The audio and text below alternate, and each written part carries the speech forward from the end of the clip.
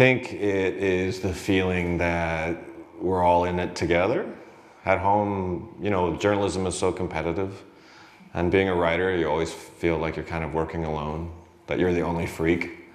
And coming here makes me feel like there's a bunch of freaks and we can have fun together.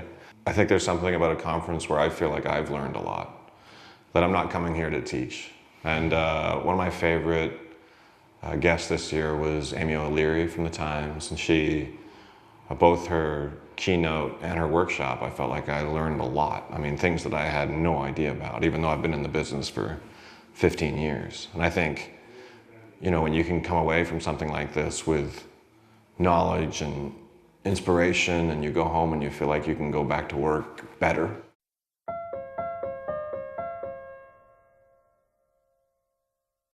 They don't necessarily have to be, you know, happy all the way through, but I like stories that make me feel like people are good. So even if they're sad stories, even if they're stories about tragedy or stories about something bad that happened, I like when there's someone in there or some moment that makes you remember everything's going to be okay. I like those stories. I do sad stories a lot, but I feel like there's always a moment in there when you remember that it's not all dark. And those for me are the stories that sort of I remember.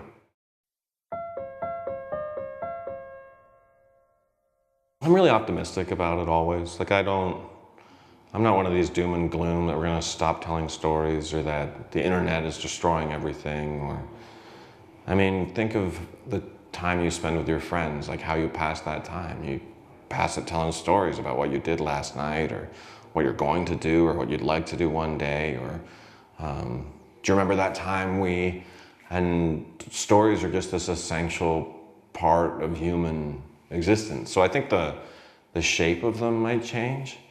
The form and how they're delivered might change, but I think there's still going to be stories. So I don't worry about that. I do sometimes think it's weird, you know, when people ask me, you know, you ask me what I call myself, like a writer or a reporter. I mean, when you tell people what you do for a living and you really start to think about, what do you do? Well, I ask people to tell me things and then I go tell them to other people. And that's a very weird job. Like, what is your job? I find stories and then I tell them. And you do this for a living? That's just what I do for a living. You get money for this? I get money for this. Like, I can pay my mortgage by doing this. If you think about it too deeply, it comes off as very strange. But the fact is, people love stories, and they always will.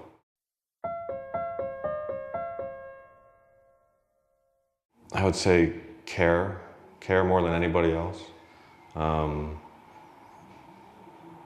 Work hard, you need to want it more than anybody else. It's in North America especially, it's very competitive.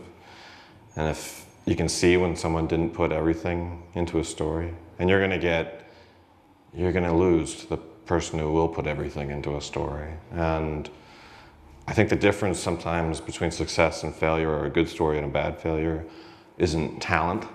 It's not, oh, that person can write the best sentences. It's, wow, that person really cared about the people he or she was writing about. They really cared about this story. And you can see it on the page. Like, you can see that this mattered. And if it matters to the writer, then it'll matter to the reader. And if it doesn't matter to the writer, then why am I reading it? So for me, the answer to that is just care more than the next person. And that'll cover up any flaw or, you know, weakness of character or whatever that you might otherwise have.